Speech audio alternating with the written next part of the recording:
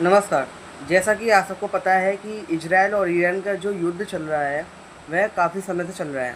वो परमाणु ठिकानों को लेकर ही चल रहा है, क्योंकि ईरान के अंदर जो परमाणु कार्य चल रहा है ना, तो उससे प्रॉब्लम जो है ईरान को नहीं है, इजराइल को है। इजराइल को इसलिए क्योंकि अगर उसका परमाणु बम बन गया तो मेरे पे अटैक हो सकता है, मैं ख़त्म हो सकता हूँ, क्योंकि वहाँ से धमकी मिल चुकी थी पहले भी।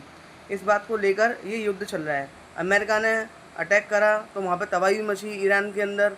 तो ईरान का कहना ये है कि मतलब हमारे यहाँ ज़्यादा तबाही नहीं मची है, कुछ समय के लिए हमने कार्य रोका, कुछ महीनों के लिए, फिर भी कार्य चलेगा।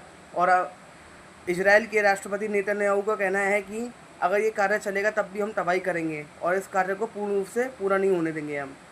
अमेरिका इजराइल का साथ इसलिए देता है क्योंकि बड़ी बड़ी जो कंपनियां हैं ना, सब यहूदियों की हैं। यहूदी देश के, इजराइल देश के कहीं भी होंगे ना, वो यहूदी इजराइल के ही नागरिक कहलाएंगे।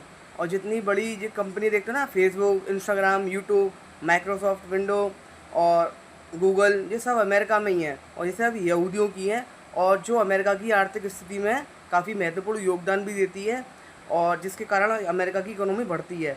इसलिए ही वो इजराइल का साथ देता है, क्योंकि 70 लाख यहूदी अमेरिका के अंदर रहते हैं और जो प्रेशर बनाते हैं सरकार पे। अमेरिका रणनीतिक भी साझेदार है और जो भी है राष्ट्रीय साझेदार भी है एक तरीके से देखो तो आप, क्योंकि इजराइल के अंदर जो राजनीय राजनीति के हिसाब से जो कार्य होते हैं वो भी इसमें योगदान देता है और काफ़ी इकोनॉमी में काफ़ी चीज़ों की मदद भी करता है इजराइल की वो, क्योंकि इजराइल का बहुत बड़ा योगदान है अमेरिका के लिए। दोनों एक दूसरे के लिए कार्य करते हैं।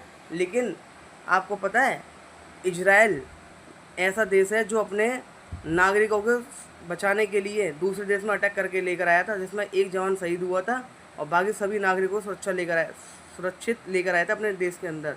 इजराइल को हराना इतना आसान नहीं है और वो जो कहता है वो करके दिखाता है। देखते रहिए माय होम न्यूज़।